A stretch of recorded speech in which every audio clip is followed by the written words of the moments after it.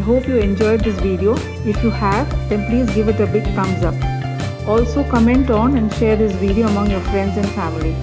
If you haven't subscribed to my channel yet, then please do so now and do not forget to press the bell icon. Thanks for watching and have a great day.